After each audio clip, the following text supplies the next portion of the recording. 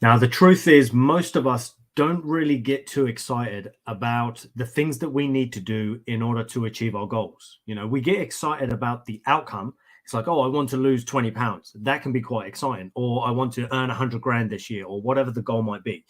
We get excited about the outcome and what that might mean for us and what potential changes, obviously positive ones, that can bring about in our life. And we tend to get motivated by the idea of this change.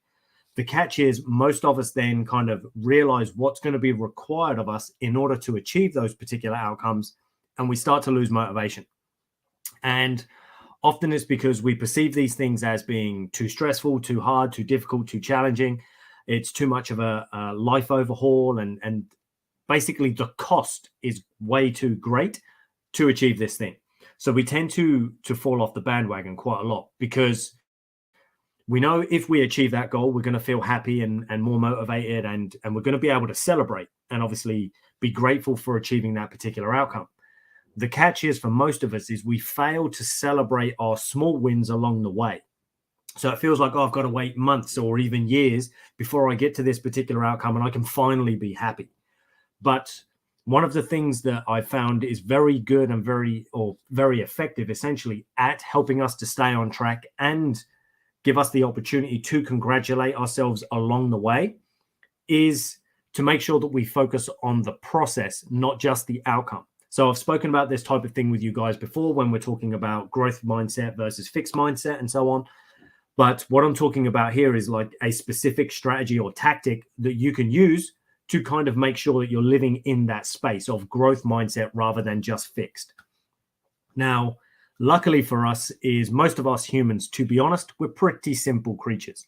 And we all want to feel better ultimately. So we will tend to work based on what we call approach avoidance behavior.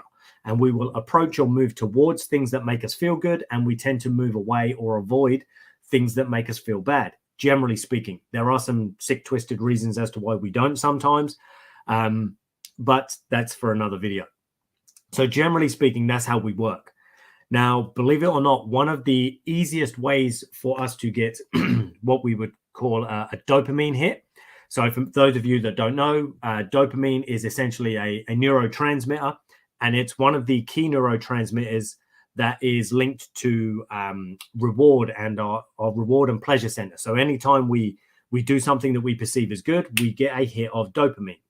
So, for example, scrolling social media or looking at funny videos and fun things and being overstimulated by social media and so on, it's so addictive to most of us because of the dopamine hit that we constantly get. If we win something or achieve something, we again get a dopamine hit.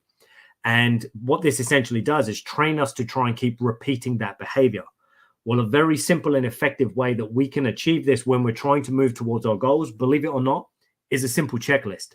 See, the brain loves completion, and in particular, completion of tasks that it knows are going to be useful or effective in achieving the outcomes that we want.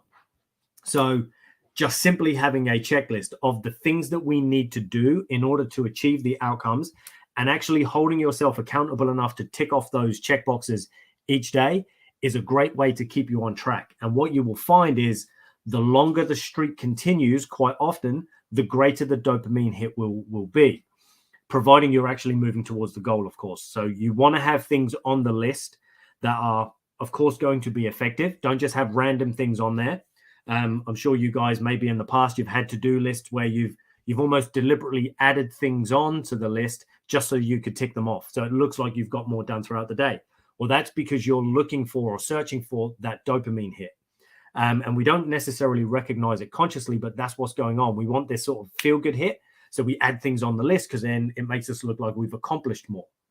So, for example, the goal might be to lose 20 pounds. So you might have on your list, right, well, I've got to eat 2 clean meals a day. I've got to make sure I exercise or move or train for a minimum of 30 minutes a day. I've got to make sure I get to bed by 11 p.m. tonight or each night or something like that. So those could be the types of things you've got on the list. There may be 1,000,001 other things that you feel you need, but quite often the list only needs to be fairly small. And the key, like with anything when we're trying to achieve it, is just consistency. consistently ticking off those check boxes on a daily basis is going to help you move towards your goals. And when you see your check boxes filling up, and the more consistent you become, the harder it will be for you to consciously break that habit streak.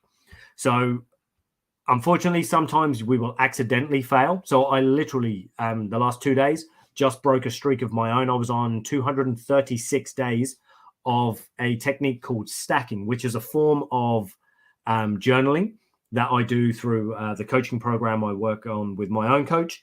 And I was on a 236-day streak.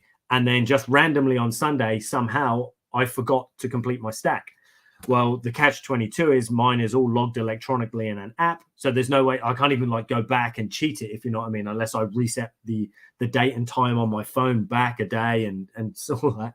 But of course, rather than do that, I obviously just said, oh, well, unfortunately, I was a bit pissed off, if I'm honest. I wasn't quite just, oh, well, unfortunately. But, oh, well, unfortunately, I've got to start again. And it would be the same for yourself. It's like, unfortunately, during the journey, we're going to have hiccups. We're going to have trips, falls, spills, mistakes, failures even. And that's all part of the process. It's all part of that growth process. But all we do is dust ourselves off and get back on it. Okay, you missed a day. No big deal. Get back on it. Oh, I only managed to train, but I didn't eat well. Oh, well, doesn't matter. Tomorrow we get back on it. But giving yourself that daily dopamine hit, and potentially even multiple times as you go through your check boxes each day, that can be a great way to help motivate us and keep us feeling good as we move towards our goals. I know it sounds like a simple thing, and like I'm not that basic, Ty, but believe it or not, many of us humans actually are. And it's the simple things that help to keep us on board and on track. And often if we overcomplicate things and make them too complex, then all we find is that it's impossible to stick to. And it just becomes like some kind of wishy-washy, fantasy-driven thing that isn't actually going to help us get to our goals anyway. So that's all I'm going to leave you guys with today. Hope that helps. And this can literally just be written down on a piece of paper.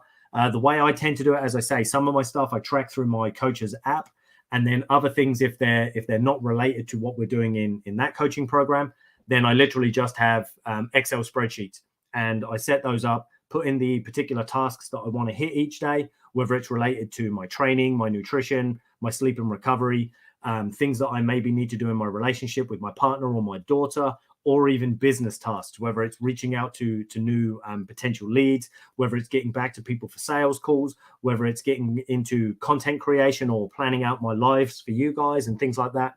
They all go onto my checklist, and then I check them off as I go.